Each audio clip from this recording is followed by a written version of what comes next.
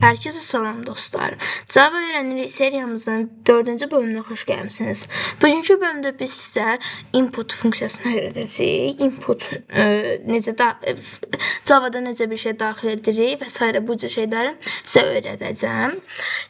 Ümumiyyətlə Java'da bir şey input eləmək üçün ilk öncə import funksiyasına ehtiyacımız var.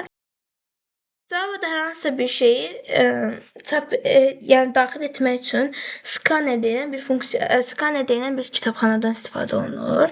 Bunu belə daxil edirik. Import java.util.scanner Scanner bu şəkildə yazırıq.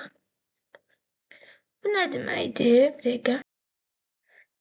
Biz əgər Java'da bir şeyi daxil etmək istəyirsə, məsələn, adımızı daxil edirik və o da bizə salam ad dəyişəninə bizə salam verir. Bunu etmək istəyiriksə, Java util scannerdən istifadə edirik.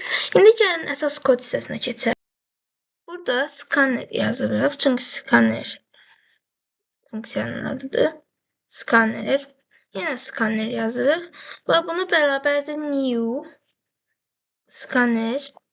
Scanner sözü burada biraz çox olacaq, ona görə əsəbləşməyin.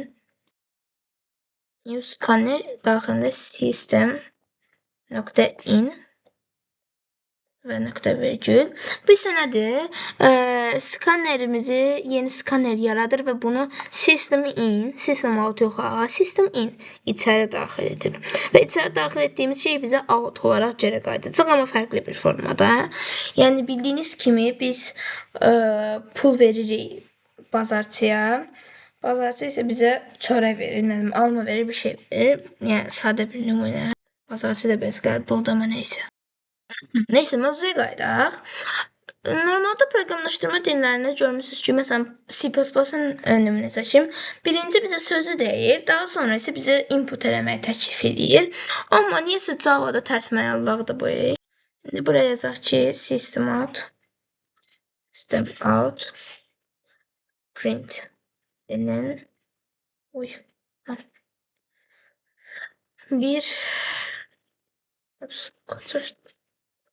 bir ədəd daxil edin. Nokta vericili qoyuruq bura və aşağı sətrə keçirik. Yəqin ki, bu nədir bilirsiniz. Bu keçən ilk videoda sizə izah eləmişdim. Ona görə indi izahım verməyəcəm. Gedin əvvəlki videolara baxın, öyrənin. İndi əsas məsələyə gəlirik. Bu skanner üçün biz bir dəyişən adı yaradırıq. Bildiyiniz kimi ədəd bir rəqəmdir ya da rəqəm bir ədəddir, neysə. Bu int olaraq gedir. Ona görə biz int, məsələn, ad verək, istifadəçi input bərabərdir scanner, yenə scanner sözü .next int bu şəkildə.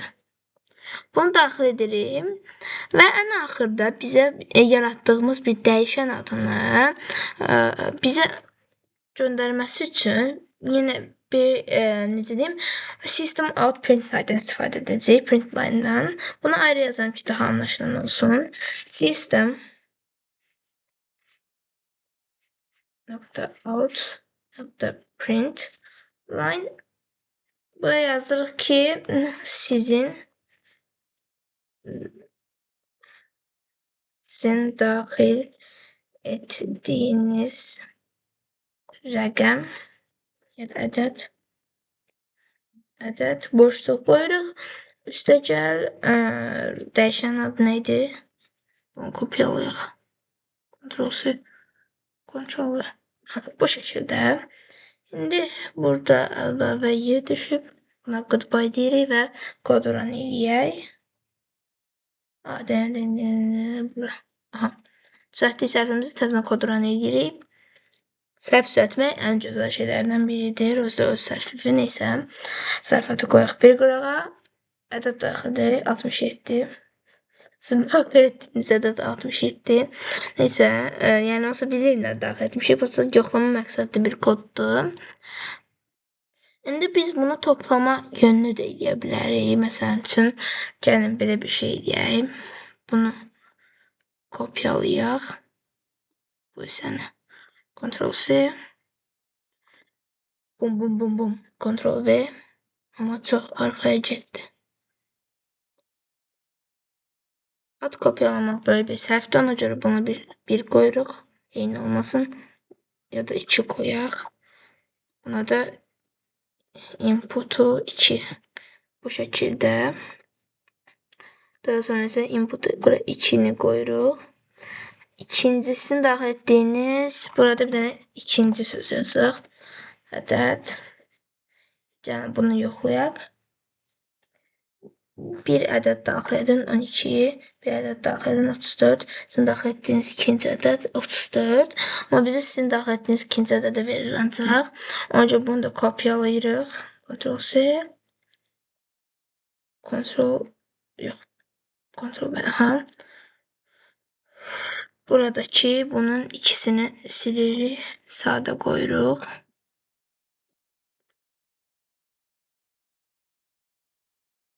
Nəsə belə bir şey yazdıq. Yəni də belə yazdıq.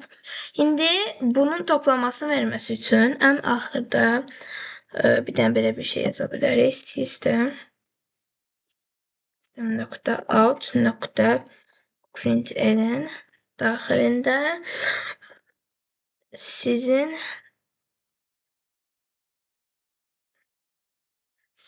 daxil etdiyiniz ədədlərin cəmi ilk qoşuna nöqtə boşluq və burada üstəgəl ilə hesablama əməlini yazırıq. Neçə olsun? Bir dəqiqə. Bunları kopyalayırıq. Ctrl-C. Ctrl-C. Ctrl-V. Üstəgəl. Ctrl-C və bura Ctrl-V yazırıq. İndi gəlin bunun nə olacağını yoxlayaq. Amma bu hissəyə qədər videonu dayandırın və koda diqqətlicə baxın hissəyə qədər. Əgər kodda səhvlik varsa, yorumlar şərhlər hissəsində bildirin səhvi və daha sonra mən sizə doğru kodu göstərəcəm. Gördüyünüz kimi burada bir dənə səhvlik verdi, təzədən run edək. 12, 13, bir də daxil edirik 45. Cəmi 13.45 gördüyünüz kimi səhv oldu. Çünki biz bunu bu şəkildə yazmışıq. İndi biz bir dəyişən yarada bilərik. int ilə yarada bilərik. Gəlin bu hissəni silək. Buradan da bir dəyişən yaradaq. Məsəl üçün int cəm olsun. Cəm bərabərdir. İstifadəçi adı 2 üstə gəlsin. İstifadəçi adı yox, inputu 1. Belə bu şəkildə Ctrl-C, Ctrl-V, buradan üstə gəl. Ctrl-C və burada Ctrl-V. Bu şəkildə adını bura bir şey unutduq. Və burada üstə gəlsin. Cəm yazırıq. Təzədən run edirik. Bir ədəd daxil edirik. 23, obrisi 45. Sizin daxil etdiyiniz. Gördüyünüz kimi bizə cəmi doğru şəkildə verdi. Deməli, biz elədiyimiz səhvdən nə nəticə çıxardıq? Əgər biz bir şeyin cəmini yazmaq istəyiriksə, bunu heç vaxt system out println-ın daxilində yazmalı deyilik. Əvvəlcədən bir dəyişən yaratmalıyıq cəm adında ki, bu birinci ədəd və ikinci ədədin cəmi olsun. Və yaxud bunu elə bu iki hissəni ümumi şəkildə də yazmaq olar. Axıra elə bir ki, bu hissəyə də int yazaraq işi həll eləmək olar. Lakin ayrıca yazmağı daha çox tövsiyə edirəm. Çünki beyniniz daha yaxşı və daha rahat anlayar. Bunları da silə bilərik, amma hələlik qalsın. Ümidvaram izahı tam şəkildə başa düşdünüz. Növbəti, yəni 5-ci seriyada görüşənədək.